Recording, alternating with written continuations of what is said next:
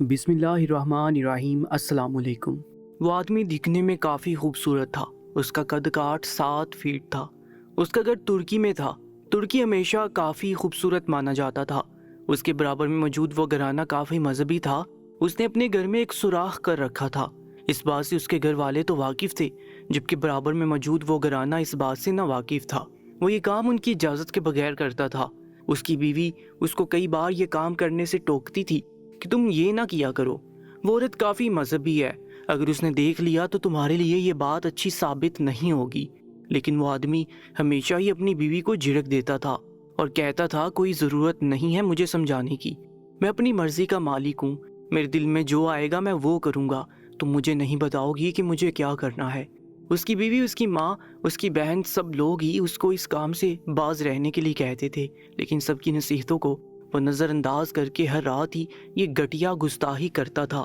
ایک روز وہ آدمی اس عورت کو اس سوراخ میں سے دیکھ رہا تھا کہ اچانک اس عورت کی غیر ارادی نظر اس سوراخ پر پڑ گئی، جبکہ اس سوراخ میں سے جھانکتی ہوئی اس آنکھ کو بھی وہ عورت دیکھ چکی تھی۔ وہ عورت فوراً ہی اپنے چہرے پر حجاب کر گئی، جبکہ وہ آدمی فوراً ہی ہڑبڑا کر اس سوراخ سے دور ہوا تھا۔ اس کے ہاتھ پاؤں خوف سے کانپ چکے تھے۔ وہ یہ کام کافی مہارت سے کرتا تھا تاکہ وہ اس گھرانے کی نگاہوں میں نہ آئے، لیکن وہ اب نگاہوں میں آ چکا تھا، یعنی یہ اس کے لیے خطرے کی بات تھی۔ جبکہ اس عورت نے یہ منظر دیکھتے ہی خود کے چہرے پر حجاب کرنے کے بعد اپنے کمرے کے اندر چلی گئی تھی، جہاں پر اس عورت کا شوہر موجود تھا۔ وہ عورت دکھنے میں بلا کی حسین تھی۔ اس کی رنگت دودھ جیسی تھی جس کے اوپر گلابی پن شامل تھا۔ اس کی آنکھیں جھیل جیسی تھیں، جبکہ اس کے ہونٹ گلاب کی پنکھڑیوں کی مانند تھے۔ وہ متناسب جسم کی مالک تھی، جبکہ اس کا شوہر بھی خوش شکل انسان تھا۔ اس عورت نے کمرے میں آتے ہی اپنے چہرے سے حجاب ہٹایا اور اپنے شوہر کی جانب دیکھتے ہوئے کہنے لگی، سنیے، ہمارے برابر میں موجود شخص مجھے دیوار میں موجود سوراخ سے دیکھ رہا تھا، میں نے ابھی یہ بات نوٹ کی ہے، آپ بھی آ کر اس سوراخ کو دیکھ لیں اور اس کو بند بھی کر دیں۔ وہ عورت کافی دھیمے لہجے کی مالک تھی۔ اس کے شوہر نے جب یہ بات سنی تو وہ یکدم ہی غصے سے لال پیلا ہو گیا، کیونکہ وہ لوگ سید تھے۔ سید گھرانہ ہمیشہ ہی اپنی عورتوں کو چھپا کر رکھنے کا قائل ہے، جبکہ سید زادیاں بھی پردے کی عادی ہوتی ہیں۔ تبھی اس عورت کو یہ حرکت ناگزیر گزری تھی۔ اس عورت کا مرد غصے سے اپنی جگہ سے کھڑا ہوا اور برآمدے میں آیا، جہاں سے وہ آدمی دیکھا کرتا تھا۔ اس نے پوری دیوار ٹٹولی تو اسے قدرے کونے میں ایک سوراخ نظر آیا جو اس گھر کے منظر کو صاف دکھا رہا تھا۔ وہ غصے سے کھولتا ہوا اپنے گھر سے نکلتا، اس سے پہلے ہی اس عورت نے اپنے شوہر کا ہاتھ تھاما اور منت کرتے ہوئے کہنے لگی، سنیے، آپ ایسی حرکت نہ کریں، اگر آپ باہر جا کر شور کریں گے تو لوگوں میں میرا نام اچھلے گا، لوگ سمجھیں گے کہ میں بھی اس کام میں ملوث تھی، بے وجہ ہی میری عزت 2 کوڑی کی ہو کر رہ جائے گی اور میرا نام سب جگہوں پر لیا جائے گا۔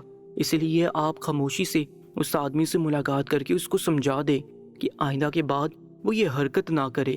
اس آدمی کو اپنی بیوی کی بات ٹھیک لگی۔ واقعی اگر وہ باہر جا کر شور شرابہ کرتا، اس آدمی کو مارتا پیٹتا تو کئی لوگوں میں یہ باتیں اچھلتی اور یہ معاشرہ اس کی بیوی کو سکون کی زندگی بسر نہیں کرنے دیتا۔ اس لیے اس نے خود کے غصے پر قابو کیا اور گھر میں آ کر اس سوراخ کو بند کر دیا۔ 4-5 دن تک تو سکون رہا۔ وہ عورت اس دیوار کو ہی ٹٹولتی رہتی تھی، جبکہ اس کا شوہر بھی رات کو جب گھر واپس آتا تھا تو ایک بار اس دیوار کو لازمی دیکھتا تھا۔ 4-5 دن گزر جانے کے بعد اچانک ہی اس عورت کو دوسرے کونے پر ایسا محسوس ہوا جیسے وہاں پر نیا سوراخ ہوا ہو۔ وہ عورت قدم با قدم چلتی ہوئی دوسرے کونے کے قریب آئی تو وہاں بھی ایک بڑا سا سوراخ موجود تھا۔ اس کو اس بار کافی غصہ آیا اور وہ رات کو اپنے شوہر کے آنے کا انتظار کرنے لگی۔ اس نے سوچ لیا تھا اس بار وہ اس آدمی کو سبق سکھا کر ہی دم لے گی، کیونکہ یہ ہر آئے روز کا ہونے والا تھا۔ اگر وہ لوگ آج اس آدمی کو نہیں روکتے تو وہ ایک روز اس کے گھر میں داخل ہو جاتا۔ اس لیے کچھ ان لوگوں کو ایسا کرنا تھا جس سے فوراً ہی یہ سب کچھ بند ہو جائے۔ لیکن وہ عورت یہ نہیں جانتی تھی کہ وہ اپنے شوہر کو یہ سب باتیں بتا کر اپنے ساتھ کتنا غلط کرنے والی ہے۔ اس عورت کا شوہر رات کو جب گھر واپس آیا، اس نے کھانا دینے کے بعد اپنے شوہر کو وہ سوراخ دکھایا جو ایک نیا ان کی دیوار میں کیا گیا تھا۔ اس کے شوہر کا اس بار بس نہیں چل رہا تھا کہ وہ سوراخ سے دروازہ بنا کر اس گھر کے اندر چلا جائے اور اس آدمی کا منہ نوچ لے، لیکن ان دونوں میاں بیوی نے سوچا کیوں نہ سمجھداری سے کام لے کر اس کا کام تمام کر دیا جائے۔ وہ لوگ سید تھے اور سید گھرانے میں یہ سب چیزیں کافی ناگزیر سمجھی جاتی ہیں۔ وہ دونوں میاں بیوی اٹھ کر اپنے کمرے کے اندر چلے گئے۔ اس عورت کا آدمی اپنی بیوی کی جانب دیکھتے ہوئے کہنے لگا، تمہیں تو اس بات کا بھی علم نہیں ہوگا کہ وہ کب کب تمہیں دیکھتا ہے۔ مجھے تو اس بات کا ڈر ہے کہ کہیں تمہیں اس نے تمہاری بے خیالی میں نہ دیکھ لیا ہو۔ خیر، میں نے ایک منصوبہ تیار کیا ہے، میں اب اس شخص کو مزید زندہ نہیں رہنے دوں گا۔ اس نے میری عزت پر نگاہ ڈالنے کی کوشش کی ہے، میں اس کو عبرت کا نشان بنا دوں گا۔ یہ سمجھتا کیا ہے خود کو؟ وہ آدمی کافی غصے میں لگ رہا تھا۔ اس عورت نے اپنے شوہر کی جانب دیکھا اور اس کے کندھے پر ہاتھ رکھ کر اپنے شوہر کو ٹھنڈا کرنے لگی، لیکن اس کا شوہر بالکل بھی قابو میں نہیں آ رہا تھا۔ اس نے ہمت کر کے اپنے شوہر کو مزید سمجھانا چاہا، لیکن اچانک ہی اس کے شوہر نے اس کے چہرے پر ایک تھپڑ رسید کر دیا اور کہنے لگا، کیا تو بھی اس کام میں ملوث ہے؟ جبھی تو مسلسل مجھے روکے جا رہی ہے، بول کب سے یہ چکر چل رہا ہے؟ وہ آدمی یکدم ہی بدتمیزی پر اتر آیا تھا۔ اس عورت نے خوف سے سر نفی میں ہلایا اور کہنے لگی، نہیں سر کے سائیں، ایسا کچھ بھی نہیں ہے، میں ایسی نہیں ہوں، میں نے ایسا کوئی کام نہیں کیا جس سے آپ کی عزت پر انگلی اٹھائی جائے۔ میں خدا کو حاضر ناظر جان کر کہتی ہوں، میں صرف اور صرف آپ کی دسترس میں ہوں اور کسی کی بھی نہیں۔ اس آدمی نے جب اپنی بیوی کی بات سنی تو کچھ دیر کے لیے وہ خاموش ہو گیا، لیکن اس کا غصہ کسی طور پر بھی کم نہیں ہو رہا تھا۔ وہ ایک بار پھر غصے سے پھنکارتے ہوئے کہنے لگا، اس کو میں کسی بھی قیمت پر ختم کر کے ہی دم لوں گا۔ میں نے سوچ لیا تھا، جب تک میں اس آدمی کی سانسیں نہیں چھین لوں گا مجھے سکون نہیں ملے گا۔ بھلے میں یہ کام باہر نہیں کر سکتا، اس آدمی کے گھر جا کر یہ نہیں کر سکتا، لیکن اس آدمی کو اپنے گھر بلا کر میں اس کا کام تمام آسانی سے کر سکتا ہوں۔ اس عورت نے چونک کر اپنے شوہر کی جانب دیکھا اور کہنے لگی، مجھے آپ کی بات بالکل بھی سمجھ نہیں آ رہی ہے، آپ کہنا کیا چاہتے ہیں؟ اور جیسے جیسے وہ اپنی بیوی کو اپنا بنایا ہوا منصوبہ بتاتا گیا، ویسے ویسے اس کی بیوی کے چہرے کی ہوائیاں اٹھتی گئیں۔ اس نے اپنے شوہر کی جانب دیکھا اور منت کرتے ہوئے کہنے لگی، خدارا یہ نہ کریں، یہ غلط ہے، ہمارا اسلام ہمیں اس چیز کی اجازت نہیں دیتا، یہ گناہ ہے، ہم سید ہیں، ہم پر یہ سب کچھ زیب نہیں دیتا، ہم کیوں کسی کی جان لیں گے؟ اگر وہ شخص غلطی کرتا ہے تو ہم اس کو سمجھا سکتے ہیں، اس کو یہ کرنے کے لیے منع کر سکتے ہیں، لیکن ہم کوئی حق نہیں رکھتے کہ ہم اس کی جان لے لیں۔ لیکن اس عورت کا شوہر یہ سمجھنے کی کوشش ہی نہیں کر رہا تھا۔ اس نے ایک بار پھر اپنی بیوی پر بدکاری کا الزام لگایا تو اس کی بیوی خاموش ہو گئی اور اپنے شوہر کا ساتھ دینے کے لیے رضامند ہوگی، کیونکہ وہ اپنے شوہر کی نگاہوں میں غلط ثابت نہیں ہونا چاہتی تھی۔ ان دونوں کی شادی کو زیادہ عرصہ بھی نہیں ہوا تھا۔ اگر خدا نہ کرے اس کا شوہر اس کو طلاق دے دیتا تو اس کی زندگی بدترین ہو جاتی، اس لیے وہ خاموش ہو گئی تھی اور اپنے شوہر کے بنائے ہوئے منصوبے پر عمل کرنے کے بارے میں سوچنے لگی تھی۔ اگلے روز جب اسے محسوس ہوا کہ وہ شخص اسے دیکھ رہا ہے تو وہ سوراخ کے قریب جا کر ایسے بیٹھ گئی کہ اس کا پورا جسم اس آدمی کو نظر آنے لگا۔ اس نے منصوبے کے مطابق ہاتھ کے اشارے سے اسے اپنے گھر آنے کی دعوت دی، جبکہ سوراخ سے جھانکنے والا وہ آدمی اس کے ہاتھ کا اشارہ دیکھتے ہی خوف سے پیچھے ہو گیا تھا۔ وہ سمجھا تھا شاید وہ ایک بار پھر پکڑا جا چکا ہے، لیکن جب اس نے کوئی ہلچل محسوس نہیں کی تو ایک بار پھر ہمت کر کے سوراخ میں سے جھانکنے لگا تو اس عورت کو اپنے بہت قریب کھڑا ہوا پایا۔ اس بار وہ سوراخ سے نہیں ہٹا تھا، بلکہ اس عورت کی خوبصورتی کو دیکھنے میں گم سا ہو گیا تھا۔ اس عورت نے ہاتھ کے اشارے سے ایک بار پھر اس کو اپنے گھر آنے کی دعوت دی تو وہ فوراً ہی آنکھ کے اشارے سے اس کو ہاں کہنے لگا، جبکہ وہ عورت اشارے سے اس کو رات میں عشاء کی نماز کے بعد آنے کا بول کر اپنے کمرے میں جا چکی تھی۔ وہ عورت اپنے کمرے میں آئی تو اس کا دل بہت تیزی کے ساتھ دھڑک رہا تھا۔ وہ جو کر چکی تھی اس کو یہ سب کچھ ٹھیک نہیں لگ رہا تھا، کیونکہ وہ جانتی تھی جو رات کو اس آدمی کے ساتھ ہونے والا تھا وہ ٹھیک بات نہیں تھی۔ تھوڑی دیر بعد ہی اس عورت کا شوہر گھر آ چکا تھا اور منصوبے کے تحت ان دونوں نے مل کر اپنے برآمدے میں ایک بڑا گڑھا کھود دیا تھا۔ گڑھا کھودتے وقت اس آدمی نے اس سوراخ کو بند کر دیا تھا تاکہ اگر وہ آدمی ان کے گھر میں جھانکنے کی کوشش کرے تو وہ گڑھا کھودتے ہوئے انہیں نہ دیکھے۔ وہ دونوں میاں بیوی اپنا کام کر چکے تھے، جبکہ گڑھا کھودنے کے بعد اس آدمی نے اس گڑھے کے اوپر ایک چٹائی بچھا دی تھی، جبکہ خود اندر کمرے میں چلا گیا تھا۔ وقت ہوتے ہی وہ 7 فٹ کا آدمی اس عورت کے گھر کے قریب آیا اور ہلکی دستک دی، جبکہ دستک کی آواز سنتے ہی وہ عورت ایک نظر اپنے شوہر کو دیکھ کر دروازہ کھولنے کے لیے جا چکی تھی۔ اس کا دل بہت تیزی کے ساتھ دھڑک رہا تھا، وہ بہت زیادہ خوف زدہ تھی، اس کے ہاتھ پاؤں بہت برے طریقے سے کانپ رہے تھے۔ اس نے جیسے ہی دروازہ کھولا تو وہ آدمی جھٹکے سے گھر میں داخل ہو گیا اور فوراً دروازہ بند کر کے اس عورت کو خمار زدہ نگاہوں سے دیکھنے لگا۔ وہ عورت اس کو اپنے پیچھے آنے کا بول کر اس گڑھے کے بہت قریب لے گئی، جبکہ وہ آدمی کچھ کہتا اس سے پہلے ہی اس عورت کے شوہر نے بہت تیز رفتار سے لوہے کا ڈنڈا اس آدمی کے پچھلے حصے پر مارا، جس کی تکلیف کو وہ سہ نہیں پایا تھا اور بے ساختہ زمین بوس ہوا تھا۔ وہ سیدھا اس گڑھے میں گرا تھا۔ چٹائی ہونے کی وجہ سے وہ گڑھے کو دیکھ نہیں پایا تھا، وہ اپنا ہوش کھو چکا تھا، جبکہ اس کے گرتے ہی ان دونوں میاں بیوی نے جلدی جلدی اس گڑھے میں مٹی ڈالنا شروع کر دی تھی۔ ان دونوں میاں بیوی نے مل کر اس آدمی کو زندہ ہی زمین میں دفن کر دیا تھا۔ یہ کرنے کے بعد दोनों ने एक नज़र एक दूसरे को देखा और अजनबी बनकर कमरे में जाकर सो गए, लेकिन वो इस बात से नावाकिफ थे कि उनके साथ अब क्या होने वाला है। उन दोनों मियाँ बीवी ने उस आदमी की एक बात भी नहीं सुनी थी कि वो इस घर में क्यों झांकता था और वो क्यों उस औरत को एक दफ़ा बुलाने पर उस घर में आ गया था। उन दोनों ने अपनी सोच के मुताबिक कहानी गढ़कर उस आदमी को जिंदा ज़मीन में दफन कर दिया था। सुबह होते ही उस आदमी के घर वाले परेशान होकर उसको जगह जगह तलाश कर रहे थे, लेकिन वो किसी को भी नहीं मिल रहा था। इसकी वजह तो साफ थी कि वो इस दुनिया में अब रहा नहीं था। वो लोग जितनी जगहों को जानते थे सब जगह ढूंढ चुके थे। एक दफ़ा उस आदमी की बीवी इस घर में भी आई थी जहाँ पर उसका शोहर जिंदा ज़मीन में दफन था, लेकिन उन दोनों मियाँ बीवी ने ला इल्मी का इजहार किया था और वो औरत खामोशी से लौट गई। उन लोगों को समझ नहीं आ रहा था कि वो लोग उस आदमी को कहाँ तलाश करें। काफ़ी ढूंढने के बाद भी जब वो आदमी नहीं मिला तो वो लोग सल्तनत के बादशाह सुल्तान के पास पहुंच गए थे। सुल्तान को इतला देते हुए वो औरत ज़ारों की तार रो रही थी और सुल्तान से एक ही फरियाद कर रही थी कि उसका शोहर उसको लौटा दिया जाए, वो जहाँ भी है उसके सुपुर्द कर दिया जाए। जबकि सुल्तान काफ़ी रहम बड़ी निगाहों से उस औरत को देख रहे थे। उसका रोना सुल्तान से देखा नहीं जा रहा था। उन्होंने उस औरत को दिलासा दिया वो जल्दी इस आदमी का पता लगा लेंगे, जबकि उसकी बीवी से सुल्तान ने कुछ अहम मालूमात भी ली थी कि वह आखिरी वक्त में कब अपने घर से निकला था। और जो बात सुल्तान को उस औरत ने बताई थी वो काफ़ी हैरानकुन थी कि वो सारा दिन घर में रहा था और कहीं जाने के लिए तैयार होता रहा था। इशा की नमाज अदा करने के बाद वो घर से निकल गया था और अब तक घर वापस नहीं लौटा था। न जाने वो कहाँ गया, किसी को इस बात का इल्म नहीं है। हम लोगों ने उसको बहुत तलाश किया है लेकिन इसका कुछ पता नहीं चल रहा। सुल्तान ने जब ये बात सुनी तो वो कहने लगे उसने जाते वक्त कोई तो बात की होगी जो आप लोगों को याद हो। तो उस आदमी की माँ सुल्तान की जानिब देखते हुए कहने लगी, हाँ सुल्तान मुअज़्ज़म, मेरे बेटे ने जाते हुए एक बात तो कही थी, मुझे अभी भी याद है। उसने कहा था, माँ मैं आज अपनी मंजिल को हासिल करने के लिए जा रहा हूँ, तो बस मेरे लिए दुआ करना, मैं फ़तह हासिल करके वापस आऊँ। लेकिन मेरा बेटा वापस नहीं आया।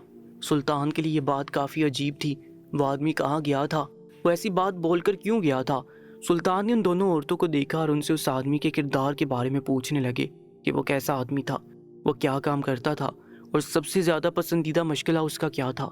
ये बोलकर सुल्तान ने साथ में तंबीह भी की थी कि मुझसे झूठ बोलने से आप लोग गुरेज कीजिएगा, क्योंकि मुझे झूठ से सख्त नफरत है।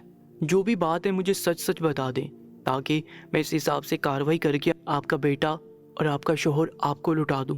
लेकिन अगर आप लोग झूठ बोलते हैं तो याद रखिएगा आपके लिए ये बात काफ़ी नुकसानदेह साबित हो सकती है। जबकि उस आदमी की बीवी ने सुल्तान को अलिफ से लेकर ये तक उस आदमी के किरदार के बारे में बता दिया था और साथ में ये भी बताया था कि वो हमारे घर के बराबर में मौजूद सैयदजादी को सुराख के ज़रिए देखता था। हम लोग उसको ये अमल करने से काफ़ी बार रोकते थे, लेकिन इसके बावजूद भी वो अपने फेल से बाज नहीं आता था। शायद वो उस औरत को पसंद करता था जो भी छुप छुप कर उस औरत को देखता था। सुल्तान ने उन औरतों की बात सुनकर उन दोनों को वहाँ से भेज दिया था, जबकि वो अपनी नशिस्त पर बैठकर काफ़ी गहराई से तमाम बातों को जोड़ रहे थे। उन्हें कुछ समझ नहीं आ रहा था कि वो आदमी कहाँ जा सकता है। काफ़ी देर सोचने के बाद उनके दिमाग में एक ख्याल आया। सैयदजादे काफ़ी कट्टर होते हैं, ख़ास करके अपनी औरतों के मामले में। वो समझ चुके थे कहीं ना कहीं उस आदमी की गुमशुदगी में इस सैयदजादी के शोहर का हाथ ज़रूर है। उन्होंने समझ लिया था कुछ भी करके वो अब सारा सच सामने लाएंगे। वो अब रात का इंतज़ार कर रहे थे। जैसे ही रात हुई उन्होंने अपना भेस तब्दील किया और एक फ़कीर के रूप में आ गए। वो महल से निकलकर सीधा उस घर की तरफ रवाना हो गए थे। सुल्तान रास्ते भर भी यही सोचते हुए जा रहे थे कि आखिर वो आदमी कहाँ जा सकता है, लेकिन कहीं ना कहीं उन्हें इस बात का एहसास हो चुका था कि उस आदमी की गुमशुदगी में इस सैयदजादी के शोहर का हाथ ज़रूर है। वो इस मजहबी औरत के घर के करीब पहुँच के उन्होंने एक हल्की दस्तक दी, अल्लाह के नाम की एक सदा भी लगाई। जबकि सदा लगाने की देर थी कि दरवाज़ा खोल दिया गया और अंदर मौजूद उस शख्स ने सुल्तान को एक रोटी दी थी। लेकिन सुल्तान अपने मंसूबे के तहत वहाँ आए थे। वो बेसाता हाथ खोकर नीचे गिर चुके थे, जबकि वो आदमी परेशान हो चुका था। उसने फ़ौरन ही सुल्तान को बहुत मुश्किल से घर के अंदर चारपाई पर लिटा दिया और खुद कमरे के अंदर चला गया। थोड़ी देर बाद ही वो औरत खुद को पर्दे में डांप कर बाहर आ चुकी थी और अपने शोहर के साथ मिलकर सुल्तान को होश में लाने की कोशिश कर रही थी। जब उस आदमी ने सुल्तान के चेहरे पर पानी के छींटे मारे तो वो मुंदी मुंदी आंखें खोलकर बैठ गए और चारों जानिब नजरें घुमाने लगे। वो एक एक चीज़ को काफ़ी गौर से देख रहे थे। वो आदमी सुल्तान की जानिब देखते हुए फिक्रमंदी से कहने लगा, बाबा जी खैर तो है, क्या हुआ है, तुम बेहोश क्यों हो गए थे? मैं तो तुम्हें रोटी देने लगा था, लेकिन तुम रोटी लेने की बजाय मेरे दरवाजे पर ही गिर गए। جبکہ سلطان کی نظر بے ساختہ زمین پر پڑی تھی، وہ زمین انہیں کافی ابڑی ہوئی محسوس ہو رہی تھی۔ جب اس آدمی نے سلطان کو جواب دیتے نہیں دیکھا تو وہ اپنی بات پر زور دینے لگا۔ سلطان نے فوراً ہی ہڑبڑا کر اس آدمی کی جانب دیکھا اور کہنے لگے، ہاں بھائی، دراصل صبح کا بھوکا ہوں، اس لیے نڈال ہو کر چکر آ گئے تھے۔ آپ کا شکریہ، آپ نے مجھے اپنے گھر میں لا کر ہوش دلایا، میں آپ کا یہ احسان کبھی نہیں بھولوں گا۔ اس آدمی نے سلطان کو ایک روٹی دی اور گھر سے جانے کے لیے بول دیا۔ سلطان نے ایک نظر سر گھما کر اس جگہ کو دیکھا اور وہاں سے سیدھا اپنے محل آ گئے۔ محل آنے کے بعد وہ کافی دیر تک اس گھر کے نقشے کو ہی سوچتے رہے تھے۔ وہ زمین جو اٹھی ہوئی تھی وہ اس بات کی گواہی تھی کہ کچھ دنوں پہلے اس کو کھودا گیا ہے۔ اس ابری ہوئی زمین اور اس آدمی کا قد ایک برابر تھا، یعنی اس آدمی کی بیوی نے سلطان کو اپنے شوہر کے قد کاٹ کے بارے میں بتایا تھا، اور جتنی وہ زمین اٹھی ہوئی تھی وہ تقریباً 7 فیٹ ہی تھا۔ سلطان سمجھ چکے تھے کہ اس آدمی کا قتل ہو چکا ہے، اور یہ سب کچھ عشاء کی نماز کے بعد ہوا تھا۔ ان کا دل بہت دکھا تھا کہ ان کی رعایا میں بھی ایسے لوگ موجود ہیں جو اپنے مسلمان بھائیوں کو ایسے زندہ دفن کر رہے ہیں۔ انہیں دل سے اس بات کا افسوس ہوا تھا، وہ ہمیشہ سزا دینے کے قائل تھے، ایسے قتل کرنے کے حق میں وہ کبھی نہیں تھے۔ ساری رات بیٹھ کر انہوں نے مجرم کو سامنے لانے کے بارے میں ایک ترکیب سوچی، اور اگلے روز مؤذن کے پاس پہنچ گئے اور اس کو حکم دیا کہ تم عشاء کی اذان جلدی دو۔ جبکہ مؤذن نے یہ سنا تو وہ حیران ہوا، کہنے لگا، سلطان معظم، ایسا کیسے ہو سکتا ہے؟ عشاء کی اذان تو اپنے وقت پر ہوگی۔ لیکن سلطان نے سر نفی میں ہلایا اور کہنے لگا، آج مجھے ایک مجرم کو پکڑنا ہے، اس لیے میں آپ سے درخواست کر رہا ہوں کہ آپ عشاء کی اذان جلدی دے دیں۔ اگر وہ مجرم ہوا تو وہ عشاء کی اذان سن کر مسجد آ جائے گا، اگر وہ ملزم ہوا تو وہ کبھی بھی نہیں آئے گا، کیونکہ منافق کی نمازوں کے اوقات صحیح طریقے سے پتہ نہیں چلتے، لیکن ایک مسلم اور سچے مسلمان کو نمازوں کے اوقات بالکل صحیح پتہ ہوتے ہیں۔ مؤذن نے سلطان کے حکم کی فوراً ہی تعمیل کی تھی اور منبر پر کھڑے ہو کر اذان دیتی تھی۔ سلطان کے سوچنے کے ٹھیک مطابق وہ آدمی عشاء کی اذان سنتے ہی مسجد آ گیا تھا، جبکہ سامنے سلطان کو کھڑا دیکھ کر اس کی ہوا خشک ہو چکی تھی۔ سلطان کے سپاہی بھی وہاں موجود تھے۔ اس آدمی کے علاوہ مسجد میں کوئی بھی نہیں آیا تھا، کیونکہ پڑوس کے لوگ کافی اچھے انسان تھے اور سچے مسلمان بھی تھے، لیکن یہ شخص سچا مسلمان نہ تھا۔ اس کو بس اپنی ذات کا گھمنڈ تھا، اس نے اپنے مسلمان بھائی کا قتل کیا تھا۔ آج اس کا غصہ اور اس کی بے خیالی اس کو لے ڈوبی تھی۔ سلطان نے اس آدمی کی جانب دیکھا اور کڑک لہجے میں کہنے لگے، اس وقت یہاں کیوں آئے ہو؟ تم تو ایک سید زادے ہو، تمہیں تو نماز کے اوقات پتہ ہونا چاہیے، تو تم بے وقت کی اذان پر عشاء کی نماز ادا کرنے کیوں آئے ہو؟ جبکہ وہ آدمی کافی ہڑبڑا چکا تھا۔ اس نے سلطان کی جانب دیکھا اور کہنے لگا، سلطان معظم، مجھے لگا کہ اذان ہو چکی ہے، اس لیے میں نماز کے لیے آ گیا تھا، شاید مجھے غلط فہمی ہوگی ہے، میں وقت پر آ جاؤں گا۔ وہ جلدی سے وہاں سے نکلنا چاہتا تھا، کیونکہ وہ سمجھ چکا تھا کہ وہ بری طریقے سے پھنس چکا ہے۔ وہ وہاں سے جاتا اس سے پہلے ہی سلطان کے سپاہیوں نے اسے گھیر لیا تھا، جبکہ فوراً ہی اس کو گھٹنوں کے بل بٹھا دیا گیا تھا۔ سلطان نے قریب ہو کر اس کے بالوں کو مٹھی میں جکڑا اور غصے سے گرجتے ہوئے کہنے لگے، سچ بتاؤ، کہاں ہے وہ آدمی جو تمہارے گھر میں جھانکتا تھا؟ ہمیں جھوٹ سے سخت نفرت ہے، ہم سچائی جاننا چاہتے ہیں۔ اگر تم نے اپنا گناہ اپنے منہ سے قبول نہیں کیا تو یاد رکھنا، ہم تمہیں ایسی موت سے نوازیں گے کہ تمہاری روح تک لرز جائے گی۔ اس آدمی نے جب دیکھا کہ وہ برے طریقے سے پھنس چکا ہے تو اس نے سر جھکا کر سارا گناہ قبول کر لیا، جبکہ سلطان نے اسی وقت اس آدمی کو اور اس کی عورت کو قید میں ڈال دیا تھا۔ اس عورت کی سزا تقریباً 10 سال تھی، جبکہ اس عورت کے شوہر کو عمر قید دی گئی تھی۔ قتل ایک بہت بڑا گناہ ہے، کسی بھی شخص کا ناجائز قتل کرنا غلط ہے۔ وہ شخص غلط تھا، وہ اس عورت کی اجازت کے بغیر اس کے گھر میں جھانکتا تھا، لیکن اس کے باوجود بھی اس عورت کا شوہر اس آدمی کو سزا دینے کا کوئی حق نہیں رکھتا تھا، اور ایسی موت دینا جو ہمارے اسلام میں جائز ہی نہیں ہے وہ سب سے بڑا گناہ تھا۔ اس واقعے سے یہ بات ثابت ہوتی ہے، جب انسان کی پکڑ ہونی ہوتی ہے تو وہ خدا کے گھر کی طرف ہی بھاگتا ہے۔ سلطان نے بھی یہی غلبہ آزمایا تھا، وہ عشاء کی اذان وقت سے پہلے ہی دے دی تھی۔ اس کے علاوہ عشاء کی نماز ادا کرنے کے لیے کوئی بھی نہیں آیا تھا، کیونکہ کسی کو بھی اپنی ذات کا گھمنڈ نہیں تھا، سوائے اس ایک شخص کے۔ جو شخص گھمنڈ کرتا ہے وہ ایسے ہی منہ کے بل گرتا ہے۔ مزید ویڈیوز کے لیے چینل کو سبسکرائب کر کے ساتھ موجود بیل آئکن پر بھی کلک کر لیجیے گا۔